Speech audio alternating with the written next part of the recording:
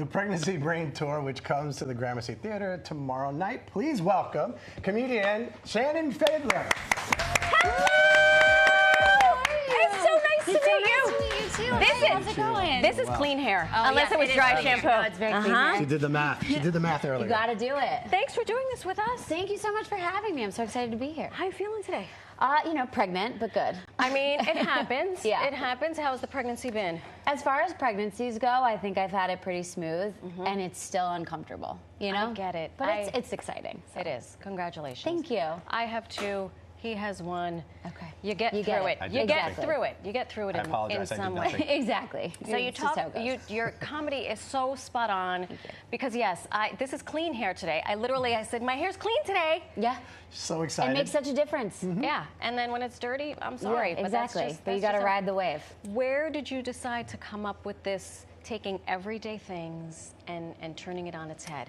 You know, it's the thing about comedy is, I think if you're talking about things you know, it's better. They say write what you know, and I think it's especially true for stand-up because it feels authentic and real. And sometimes things that feel so personal to you are actually more relatable to more people because of the specificity.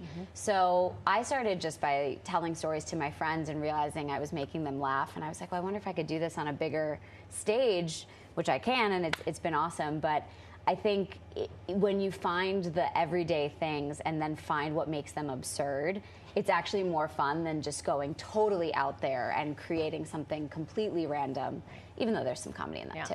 I love it. Very true. Do you think the city or state has anything to do with your personality? I do. I really do. And like, it's funny because it came up. It came about pretty organically. I started with Connecticut, which is where I was from, and then I lived here for 10 years, so I did Manhattan, and then started to ask people who I really love and know well to tell me about where they were from. And as I travel the country now doing stand-up, I'm like, this is real. Yeah. Like these weird quirks, depending on where you're from, the place really does shape you. And not as intense. I mean, I obviously exaggerate it. That's what makes it funny. But. Right.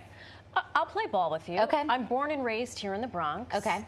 Never been nominated for the Hall of Fame, and I think it has everything to do with the fact that I moved to Connecticut. Okay, it's a different place. What's wrong with these people in Connecticut? Well, I mean, I am a Connecticut girl, so I don't know. I got to take a little offense to that, but I hear you. I mean, I've been living there for 20 years, so yeah, so you get it. Yeah, it's a different way of life. It's funny because I think the Connecticut stereotype is not specific to all of Connecticut, but part of Connecticut that it's specific to, it is specific to. It's spot on. It's spot on. It's the finance bro. It's finance. With the thing and the lanyard. There's a specific look. There's a specific way of talking, and it's so fun to make fun of. Like, how do you not? Just between us girls. Just between They you wash their hair every day, by the way, in Connecticut. That's why they don't like me there. Gotta have a good blowout. It's just essential. Let's talk about the comedy special, 30 Flirty, and crying. Yeah. What is it about your 30s that resonated so much? You know, your 30s are this weird... I say you're an in-between-ager when you're in your 30s because you're not young anymore, but you're certainly not old yet. And I felt as I was approaching my 30s, so even starting at like 28, 29, and still at 32, I feel very like in the middle of things. I'm neither here nor there, and there's a lot of comedy in that, where like you're holding on to some things that you used to do, but you're also jumping into new experiences, and everyone around you is in a different life stage. So up until this point, you know, you and your friends have kind of been on the same path, and now some of them are back in school, some of them have kids, some are married, some are single, and just trying to navigate where you fit in that, and that sort of feeling of losing your identity, but also feeling stronger in your identity than you ever did, because you're not like being 22 years old, like pretending to be something you're not.